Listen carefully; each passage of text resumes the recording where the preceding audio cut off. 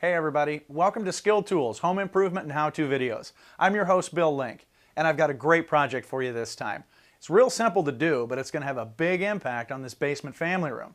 What I'm going to do is get rid of some old fluorescent overhead lights and replace them with recessed or can lights just like this one. Now, first things first, you're dealing with electricity anytime you're dealing with lights.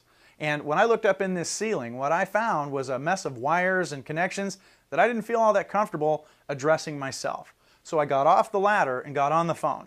I called an electrician and I had them come out and straighten out the wiring for me. Now all I have to do is take the old lights out and put the new ones in. So let's get started. Okay, I've pulled down a bunch of ceiling tiles and I'm almost ready to remove the old light fixture. Not quite. First, I need to disconnect the wiring. This is the wiring that I had the electrician run to the existing lights, and it's the same wiring I'm going to use for the new lights. Before I start taking it apart though, I want to make sure that there's no electricity flowing through it. I did turn off the breaker, but you can never be too safe. So I'm going to use this little live wire tester. Here's how it works. If you hold this up to a wire that has electricity running through it, you get a light and a beep. Then hold it up to these. No light, no beep, no juice. So we know we're safe to take those apart. So I'm going to go ahead and take these connections off, and then we'll lift the light fixture down. As soon as the wire nuts come off, the wires will come apart easily. Now, these were the connections my electrician had just made, so I knew they were in good shape. If yours are older, check the wires for damage and strip new wires if you need to. Next, I removed the light bulbs and stored them in a safe place. Then, to remove the light fixture, I just lifted it off the ceiling grid and lowered it through the opening. You may find there are a few screws that hold yours in. With the old fixture out of the way, I was ready to install the can light in the space, which was a simple matter of aligning the mounting brackets with the bottom of the floor joist and then pounding in the mounting nails.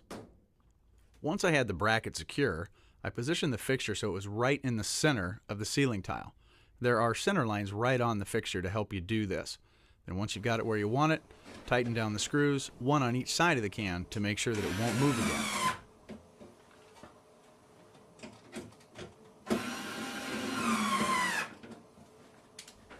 Now loosen the screws inside the fixture and lower the can into its final position. When you have it in place, use your skill IXO to tighten the screws one more time. Notice how well this little tool fits into these tight spaces? It's just perfect for an application like this. Okay, I've got the light fixtures installed and secured. I've dropped the cans down and I've even pulled wires into the junction box. So the next step is to actually make the electrical connections. So I've got 3 wires that I'm going to connect here. I've got the line that's coming from the power, then I've also got the wires that go directly to this fixture, and then this set of wires goes to the next fixture in the series. So now I just need to connect those and move down the line. Match the wires up by color and then hold the ends flush while you twist the wire nut on. There's really no need to twist the wires together before you do this. Just twist the nut on until it has a nice secure hold on all 3 wires. Alright, the next step is to cut a hole in the ceiling tile that corresponds with the location of the can light.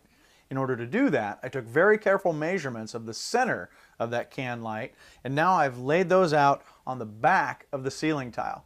Now all I need to do is use my circle cutter and my Dremel tool and cut that hole out.